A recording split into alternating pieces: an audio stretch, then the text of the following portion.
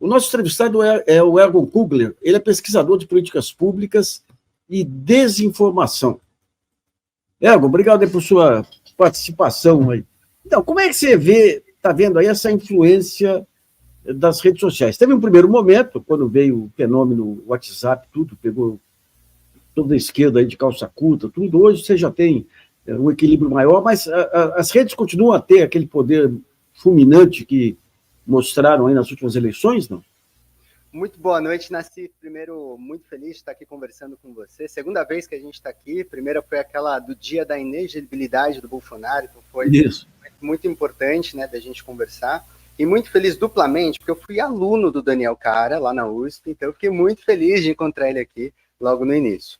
Bom, sobre a questão das redes sociais, a gente tem visto cada vez mais o quanto a desinformação, as fake news, essa disputa que tem nas redes, elas não ficam só no ambiente digital, Nassif.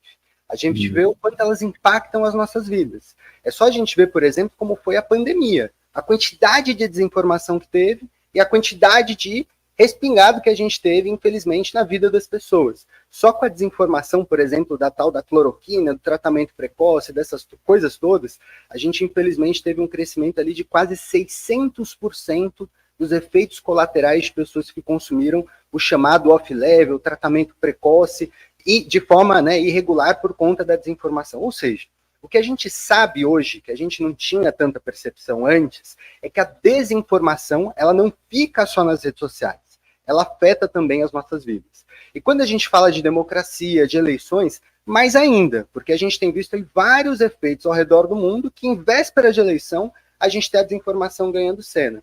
Recentemente, teve na Argentina, por exemplo, todo o processo eleitoral marcado por uma narrativa parecida com a que teve no Brasil, de que teria tido fraude nas urnas. A gente viu que isso daí mudou um pouco conforme mudou o resultado eleitoral lá em favor, né, de quem estava falando isso, mas é uma pauta que tem surgido cada vez mais, e a desinformação, infelizmente, ela tem se demonstrado cada vez mais potente. E tem uma palavra-chave aqui, Nassif, que eu queria já provocar logo de cara, que é a chamada deepfake. Eu acho que é um tema latente para a gente conseguir debater, que significa basicamente quando a gente vê aqueles vídeos que muda o rosto de uma pessoa e coloca outro no corpo. Que é quando você tem uma voz que fala um negócio que nunca disse.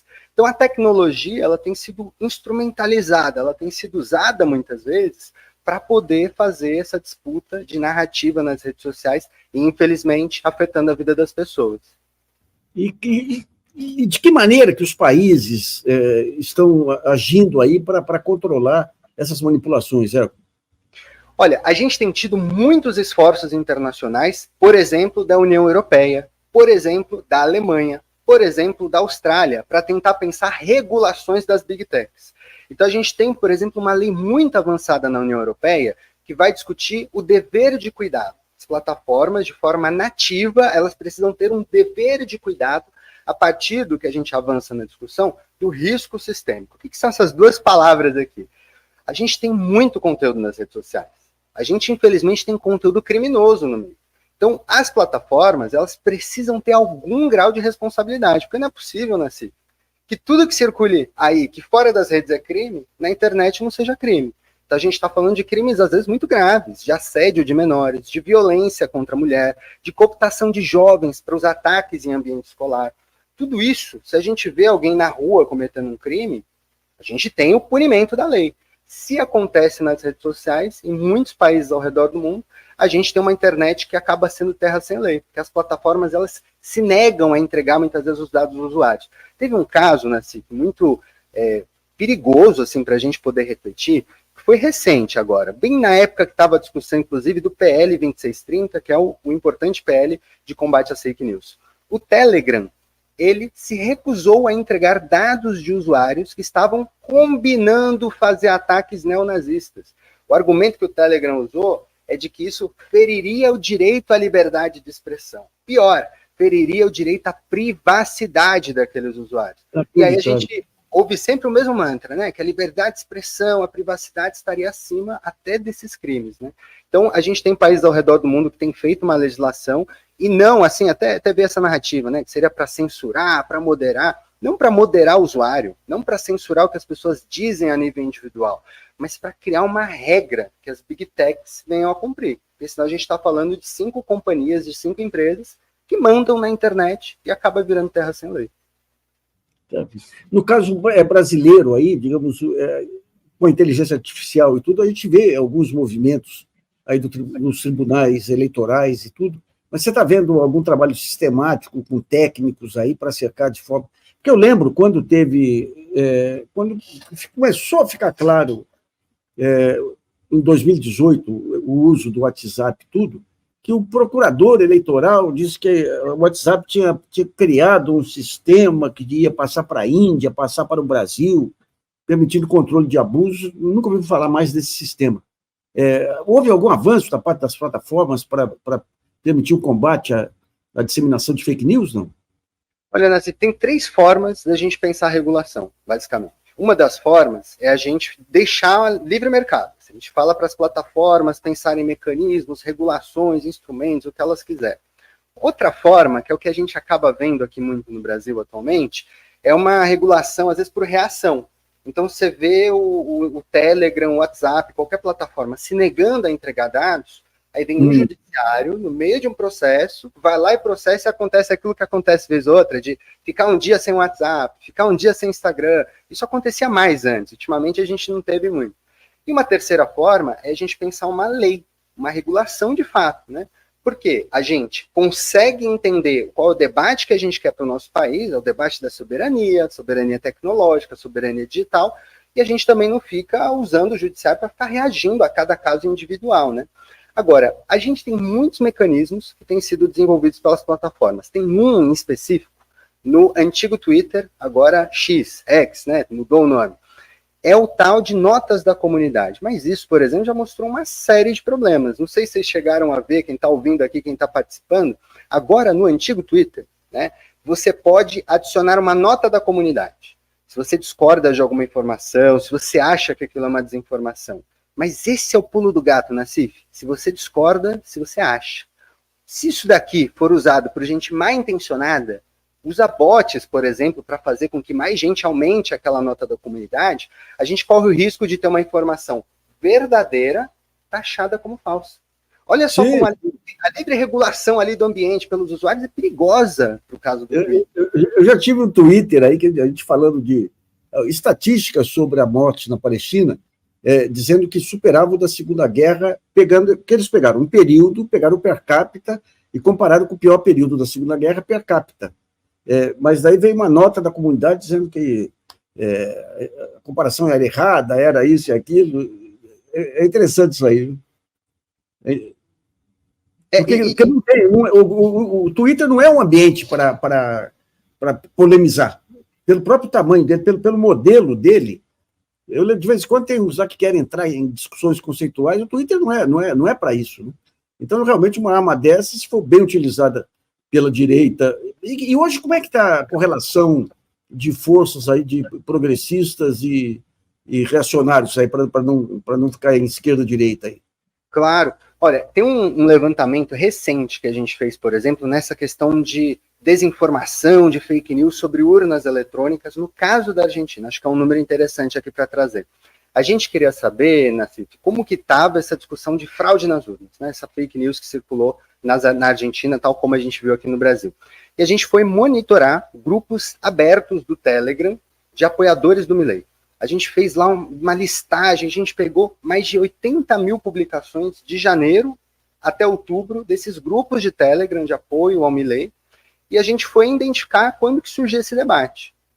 Uma coisa muito absurda que a gente viu, Nancy, é que os 80 e tantos mil conteúdos, 82 mil conteúdos que a gente tinha lá, mais da metade dos conteúdos, 51% desses conteúdos que falavam sobre fraude nas urnas, apareceram nas 24 horas das eleições do primeiro turno.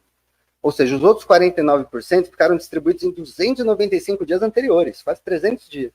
Um dia, 24 horas, ganhou o volume de outros quase 300 dias. Isso daqui traz um alerta para a gente sobre a organização, o alinhamento e a capacidade de mobilização quando a gente tem comunidades que às vezes são mal intencionadas, como é o caso de quem propaga a desinformação, para acionar um canhão e fazer em 24 horas você ter mais volume de desinformação do que em 300 dias anteriores, quase.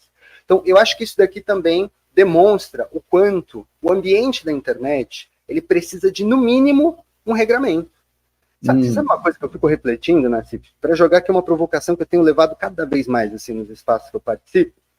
Qual foi o momento da história que a gente deixou que 5 companhias decidissem o que pode e o que não pode nos nossos dias? Porque assim, eu te pergunto, se qualquer qualquer governo do mundo, Nassif, se decidisse o que você pode ou não ver no seu feed, você vai receber um conteúdo ou não. Se falasse que se você teve um post derrubado, alguma coisa censurada, você não tinha a quem recorrer, isso ia ser chamado de censura. Mas quando 5 empresas, 5 companhias, 5 big techs fazem isso, a gente acaba deixando passar batida, a gente não percebe como isso pauta a nossa visão de mundo, a nossa realidade, né? Então, eu acho que a provocação é muito nesse sentido, assim. É isso. Não, eu só lembro que poder igual, mas não sobre a opinião, mas sobre a economia, teve a Standard Oil, no começo do século XX, aí, que levou os Estados Unidos a uma baita união de todos os setores aí para partir ela em várias empresas para impedir aquele poder absoluto aí, né? Bom, deixa eu pegar aqui as questões aí, Mariana.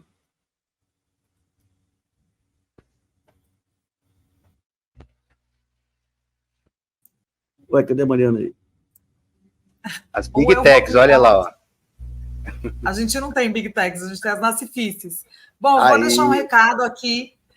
Obrigada pela presença, obrigada pela audiência que segue aqui com a gente, que hoje às 21 horas a gente tem o programa Agenda Mundo, Palestina, uma luta sem fim, com Bruno Huberman e Rubem Rosenthal, aqui no GGN. Então, continuem aqui logo após o 20 horas. Vamos lá, tem um superchat também aqui de novo do nosso amigo. Me desculpem o samba de uma anotação, mas, Ergon, eu defendo que o tema das redes sociais e mensageria vai começar a ser resolvido com a aprovação da PL, Fake News. Se mantidos o artigo 21 do parágrafo 2 a 5, artigo 41, o que é isso? Eu não sei gente, eu não sei essa abreviação. Inciso. Do artigo 52. Inciso. Tá bom. Inciso do artigo 52, ele falou, então. Então, só para comentar aqui, eu acho que um ponto central ali, que a gente tem perto, não só o artigo 52, né? A gente está falando de uma governança intersetorial. O que é esse nome chique, Nassif?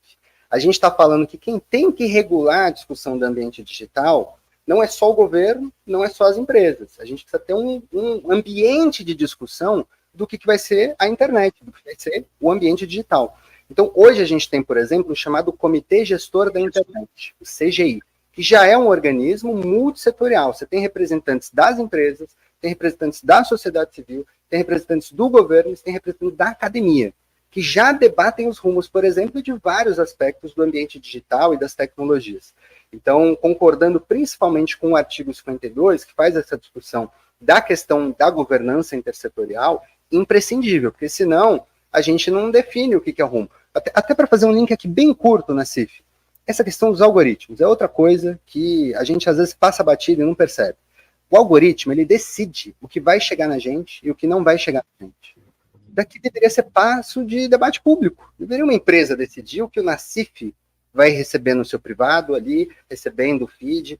A gente está falando de conteúdos que, às vezes, a gente teve um estudo recente do NetLab dizendo que conteúdos racistas são distribuídos para pessoas que já têm tendências de violência de diversos aspectos. Vocês têm radicalização de processos porque as empresas têm um modelo de negócio que acabam lucrando em cima disso, né? Então, isso aqui deveria ser passo de debate público. É isso aí. Bom, estamos chegando ao final. Ego, obrigado aí por sua participação. Esse é um tema que vai voltar pesado aí nas... O Brasil é gozado. Ele lá na frente, lá atrás, ele saiu, ele foi pioneiro nas primeiras regulações aí. Daí veio a grande noite, Temer, Bolsonaro. Vamos ver se ele retoma aí esse pioneirismo aí. Então, obrigado, então. Um abraço, Mariana. Boa noite, amigos. Tchau, tchau. Até amanhã. Obrigado. Tchau, tchau. À disposição. Até a próxima aí.